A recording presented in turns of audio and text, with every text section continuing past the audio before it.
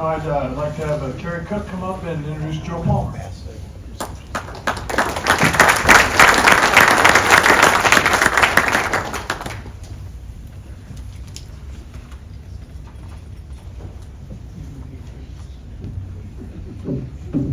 Gotta move this down, I'm a little short. You know, I'm standing here, it's been a long time since I've seen a group of people this many here, but I think I'm kind of nervous. Probably about as nervous as I was when I played Joe Palmer in match play. Anyway, wow, Joe Palmer. Never thought in my wildest dream I would have an opportunity to introduce my good friend Joe Palmer into the Hall of Fame. I remember the first time I met Joe. He doesn't remember this, but I think it was at Wakanda. I was playing in a USGA qualifier. And I got paired with Joe. I'm saying, who is this guy? He's probably saying anything about me because I was a wrestler and he was a golfer. And I said, if I could just be like Joe Palmer. We played that day, and I felt like if I got to know Joe Palmer, it might make me a better person and a better golfer. And both of those came true. And I've known Joe for 30 years now, believe it or not, a long, long time. And I'll tell you what, I can tell you stories about Joe that we probably can't say amongst everybody. Some may not be PGA rated. But I will tell you one that's pretty funny. It sticks out to me because it kind of brings back memories of something that I would do. We're in Sioux City. Joe will probably remember this in a second. We're getting ready to play a tournament. I think it was the Four-Ball up there, if I remember correctly. Joe said, hey, give me the keys. Okay, here, Joe, here's the keys. I thought maybe you wanted to drive. Joe said, opens up the trunk opens up. I'm thinking, well, Joe gets in his golf bag. I'm thinking, well, maybe he's going to switch drivers because he always switched drivers or he always had different wedges or whatever. Joe gets the driver out and he gets a ball out and he grabbed a tee. I'm thinking, we're in the parking lot at the hotel. I look up, you know how like the concrete where they cut them? He put the peg in the ground and flew it over two big buildings. I'm thinking, holy smokes. You would never think of Joe Palmer would do something like that. But I'm sitting there thinking, he must have a little bit of wrestling in him because this is unbelievable. I mean, that was something that I would do. Anyway, so, you know, you look at Joe, whether it's every time we go play a golf tournament, he may show up with a different driver, different putter, for sure, wedges, and some irons. So then I said, Joe, what are you doing? Well, I thought I'd try something different today. I'm thinking he's the only guy that could just grab something and play. But when we're on the green, if we're playing a golf tournament, and if I'm paired with him or something, if some of you guys know Joe, Gene's probably played a lot more than John has too. But Joe's gonna, whether it's 5 feet off the green or 20 feet off the green, Joe always grabbed a wedge and a putter. But we already knew what he's gonna do before he did it. He's dropping that wedge, and he's grabbing that big putter, whether it's 20 yards off the green or 5 yards off the green. He was the best freaking putter I could see from 20 yards or 5 yards off the green. It was absolutely amazing. But when I sit here and think about other things about Joe, talk about a competitor. I've had an opportunity to play with some of the greats, whether it's in wrestling or wrestle with or golf, and with Gene and Mike and Kenny and all these guys. And I've gambled against the best in the world. But I will say this about Joe Palmer. He's he'll stand out as one of the greatest competitors I've ever met in my entire life. He's so mentally tough.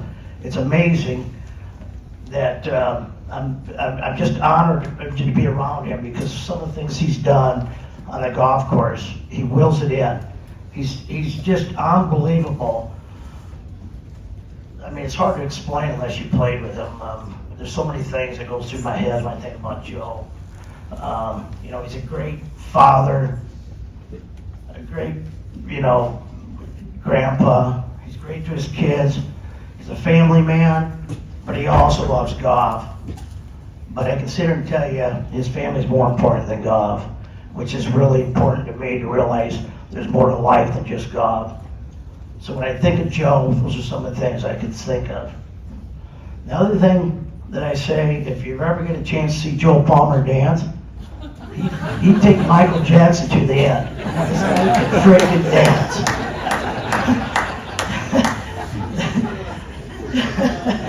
He's one heck of a dancer. I might get him to dance later tonight if you guys stick around long enough. I'm going to give you a couple things about Joe, and I'm sure some of them you might have already know, but I'm going to read some of the things that he's accomplished. It's just amazing. Look at Joe's record: 2013, 2015, 2018, 2020, 2021. He won the senior match play. That's pretty darn incredible. Won the mid-am in 2017 and 20, and also 21. He won the four-ball with me, which is kind of nice, although he carried all the load. So I just got an opportunity to play somebody really good. Won the four-ball 3 years in a row, 17, 18. And then 2021. He won the Masters in 20, Sani 13, 17, 18, 20, Fort Dodge Am 14 and 17, the Waterloo Open, so an Iowa Open, the Senior Am, the Masters a couple times. I mean, we go on, and I know some of you guys don't want to hear them all, but they're awful good. He was a Senior Player of the Year in 2014, 2018, 2020, 2021. He won the match. You know, he's the only guy, and most of you guys probably know this, but he's the only guy to ever win both the Open Division and the Senior Division in match play in IGA history, which is unbelievable to accomplish what he's accomplished. He played in 8 USGA events, championships. He was a quarterfinalist in the 2023 US Am this year, and he also participated 5 different times, and he also played in the US Open in 2014. I mean, what an incredible record he's had. I'm very honored to have an opportunity to introduce him. I mean, I know his brother Austin's in the crowd, his mom and dad's in the crowd, his family's in the crowd, and I'm very fortunate and I'm thankful that he's my friend. And so before I introduce him, this would be something that me and him would probably be doing later tonight. Come on up here, Joe. Dance your way up there. Always say Joe Paul. That was Terry Cook.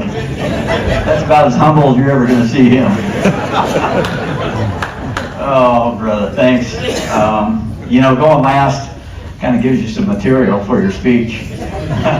First thing I did when I sat down, I looked over at this thing and I'm going, oh shit, I don't think Terry's that tall. I'm sure he's going to be able to get over the top of this thing. I figured he'd be out there. Anyway, you know, I'd like to start by congratulating the other guys tonight, Doug and Kevin, and the late Jim Curl. You know, talking to Doug, and again, getting material from tonight, I'm sitting over there, and you know, I had a few things I wanted to say about Doug. But he's, you know, I grew up, Kenny was our pro at Glen Oaks, we're here at a really nice place at Des Moines Golf. I feel super privileged, but I wondered what was in his bio when he hit the tour. He goes, I'm from Porky's Red Carpet. I'm sitting there going, what kind of golfers? But apparently, well, I know the onslaught of Waterloo guys. I mean, there's something in the water in Waterloo is what I think. But Porky's Red Carpet, that's amazing. So, and you know, it's a great place. I don't mean that, but you know, one thing when I didn't get a chance to play with Doug a lot in the early years. I was a little bit older than Doug, but I can tell you, we knew who Doug Dunicke was. There was a couple guys in the state that, you know, when they were in the tournament, even par wasn't going to win, and one of those was Kevin DeKnight from Bettendorf, and I know Gina would. This guy had a way of going low, it seemed like a lot.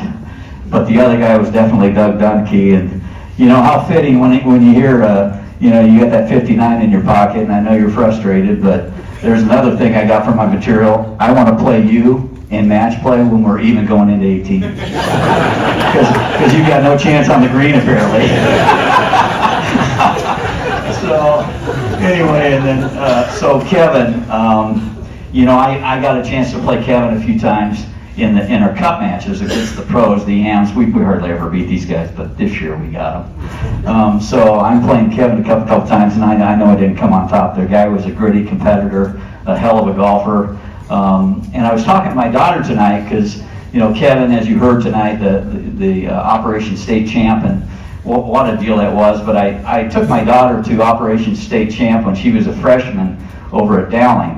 And I was talking to Kenny this morning, or tonight before the speech, and he hadn't seen Claire. And I go, hey, Claire. And I said, yeah, I was just talking to her about going to Kevin's Operation State Champ. And, you know, she went to Operation State Champ, and that first year, freshman year, she was medalist in her first tournament.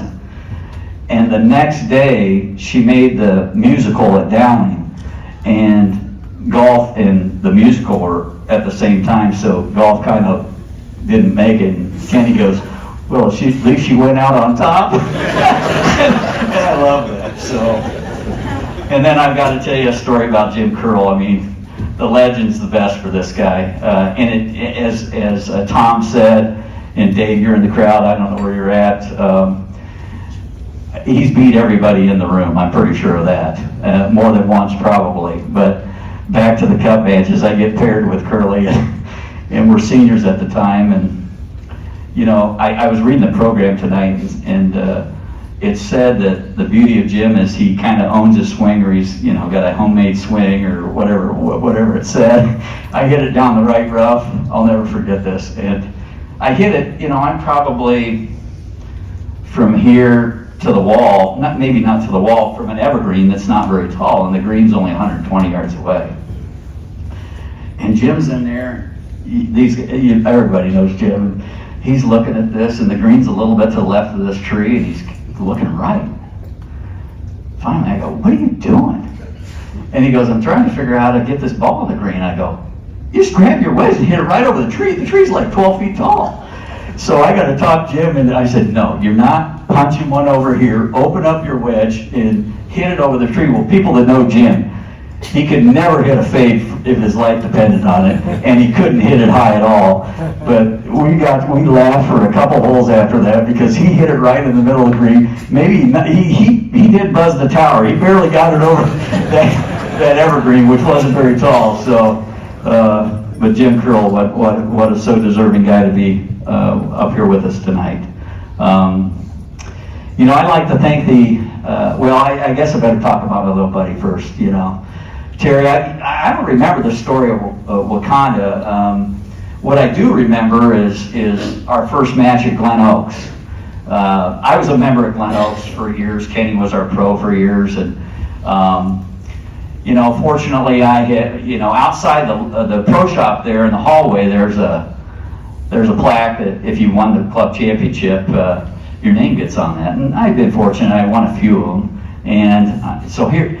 I think how the story goes, but we were going to play our first round, and Doc said, hey, we're going to play with Terry Cook. And I had remembered Terry maybe a little bit. I didn't remember that Wakanda deal. I appreciate your comments there, but Doc set up the match, and it was me, and I think either Charlie Coughlin or maybe my brother. And we get to the first tee, and anybody knows Terry, I mean, we've got, I don't know how many bets going. We've got, what's your handicap, this, that, and the other thing, and then this is what's going to happen in 10th tee if I'm behind and all this. And I'm like, God, okay, let's get going here. So, you know, after about 9 holes of watching him hit every fairway, every green, I think he's like 2 or 3 under, I'm getting my butt kicked. And I found out who Terry Cook was. So when Terry says, and soon that was the beginning of a friendship for Terry and I. In golf, and I've played so much golf with him, as well as many guys in the room, but I owe so much of why I'm standing here to my little buddy. In many ways, he taught me a lot about myself, how to compete, how to believe, You know, as I mentioned, the guys, he used to say he freed me up, and that was maybe viewed as a selfish comment, but the truth be known, he did. This guy was a great partner to have. We were four-ball partners for years and had a lot of success doing that, and I know we're not done yet. He probably, the way he hits it, probably should have played for the Ryder Cup team this year. I don't know, as accurate as he is. But, you know, when you do compete against a guy like Terry, and Gene Elliott was another guy at Glen Oaks that we played with a lot, you know, when you're not in a tournament and you're playing with these guys, you know that you've got to shoot a pretty good round to get through today's just regular day of golf. And in many ways, guys, that taught me to compete, and I had a guy that could push me all the time. And I played a ton of golf with Terry over the years, and little buddy, you're a big reason why I'm standing here tonight, so I appreciate it. I'd like to thank next the Iowa Golf Association, Chad and Caitlin and Clint. Nate, I know you're in here, and Carly. What a staff. Mace, I know you're here representing the section and the pros. I've had a chance over the last several years to kind of take my game outside the state of Iowa. We play in events all over the country. Gene, John Brown, several of us have done it. And a lot of these tournaments are being put on by different associations around the country. And I can tell you, based on my experience, these aren't bad associations, but they don't hold a candle to our associations in the state of Iowa. It's because of our association that I think so many of us are in this room and play these events. We've got one of the best schedules in amateur golf. You know, I see guys nodding their heads, but we know exactly where we're staying, what the course is going to be like. The friendships we've made with these events and the support we get from our association, they're like our friends. We're all on a first name basis. The quality, the competitiveness, the venues that we get, it really, guys, is unbelievable. And, you know, being nominated to be a part of our Hall of Fame is truly an honor. And I can't thank Chad, Mace, and all your staffs enough for that. You know, next I'd like to thank the players. There's so many guys here that we compete against still.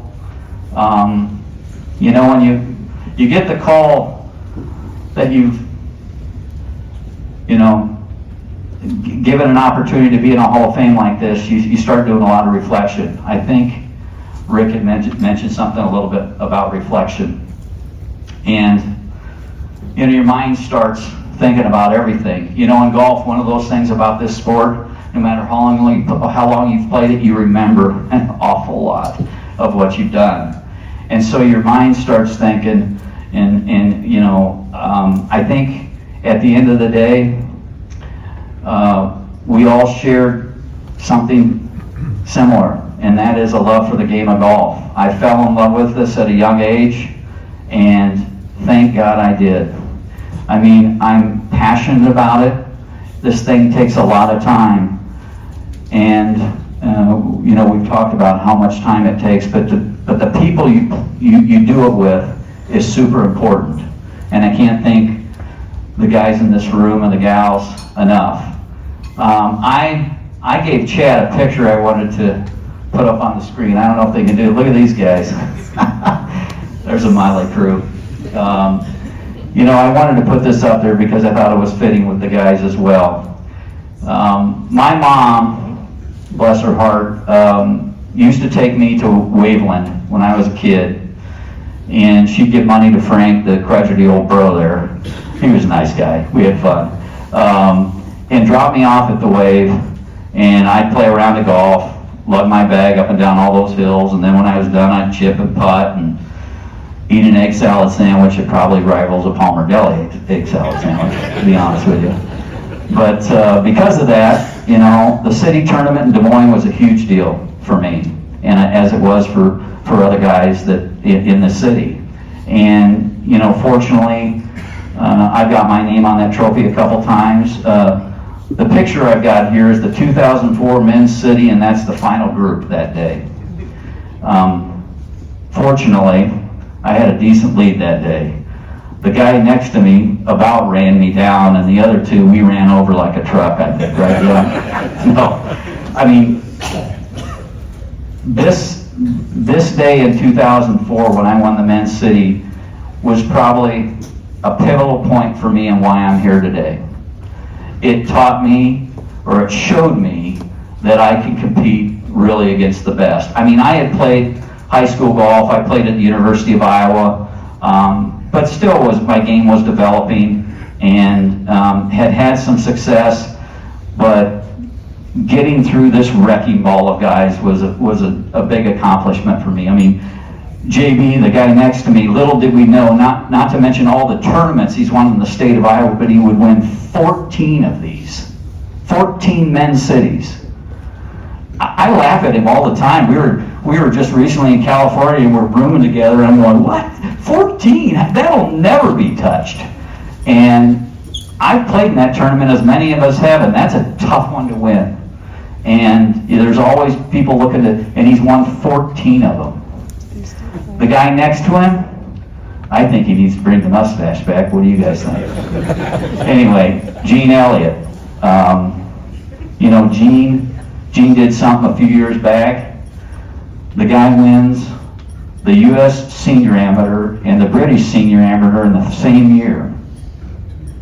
And I was talking to Chad about that. I think there was something on the Golf Channel that here's the guys that have won an RNA event and a USGA event in the same year. Bobby Jones, Gene Searzan, Ben Hogan, Lee Trevino, Tom Watson, a guy named Tiger Woods, and Gene Elliott. That's, unbelievable, really. And then Captain Mike, which Rick alluded to earlier, good buddy, Walker Cup captain, Walker Cup team, wins at St. Andrews, has won a U.S. Mid-Am. These guys, amongst so many others of you, are why we compete in this state. We travel. I just had a chance to play in another U.S. Senior Amateur out in California, and the support I got from everybody in this room was unbelievable. And I get to my a match. I'm playing a guy from Virginia Beach, and he gets the best of me that day. I lose one up in the quarterfinals to him, and we shook his hand, and he looked me in the eye, and he said, I wasn't looking forward to playing a guy from Iowa today. And he didn't know me from Tall Brush, but he knew the other guys. Gene got him earlier in the summer, and so that's quite an accomplishment, not to me, but to the guys in this room. It really is. That's who prepared us when we leave and go on the road and win these golf tournaments is the guys in the quality of golf in this state. I'd like to thank my family. There was another picture I wanted to post up here, and it was of my wife and I on our wedding night.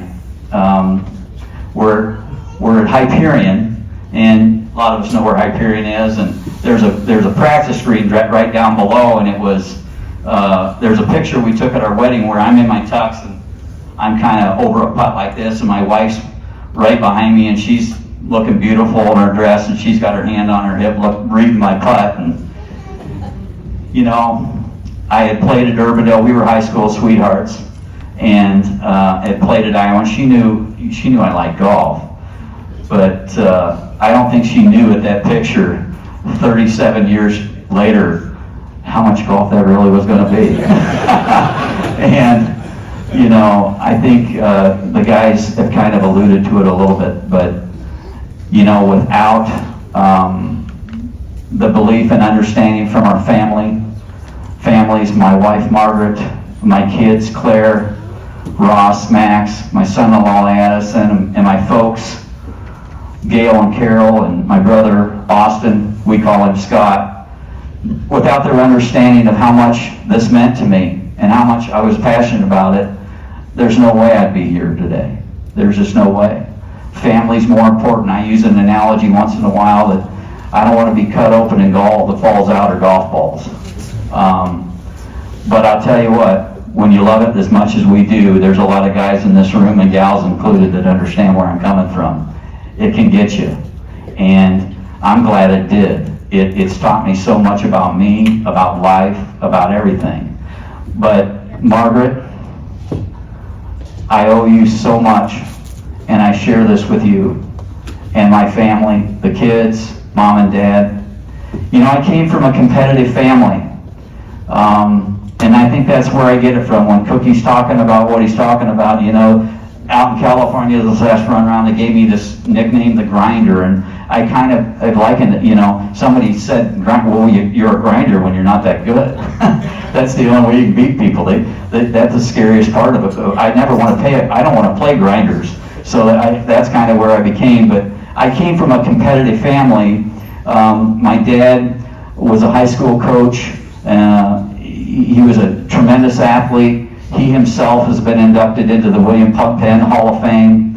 And, you know, my brother was a four-star or a four-year letterman at UNI, and competitiveness was a big thing at our house.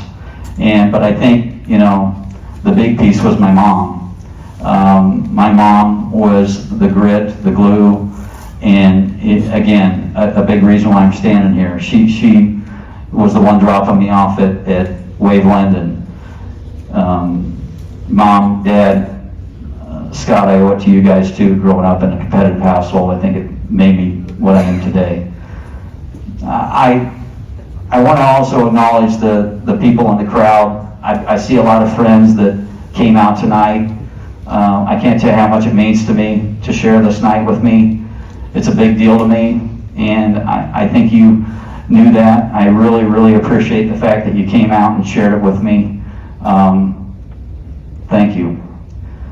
I'm going to finish with just a little plug for the Iowa Golf House, and I think Chad's going to take over another thing for being last. But, you know, we're getting ready to open up an unbelievable opportunity for the state of Iowa with golf, and that's our golf house.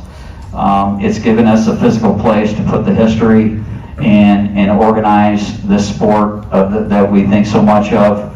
You know, history's one thing, but I told Chad, you know, history's not ever through being made, and now we've got a spot to put it in. I would encourage all you guys, when we get this thing up and running next spring, to please come by and take a look. It's going to be pretty cool. I know I have not been involved in the project one bit. I'm just tickled pink that it's happening. And I think, Chad, you're going to say a few things. So thanks, guys. Sorry I took so much time. It's hard to squeeze it all with all the thoughts going through, but I appreciate it. Thank you.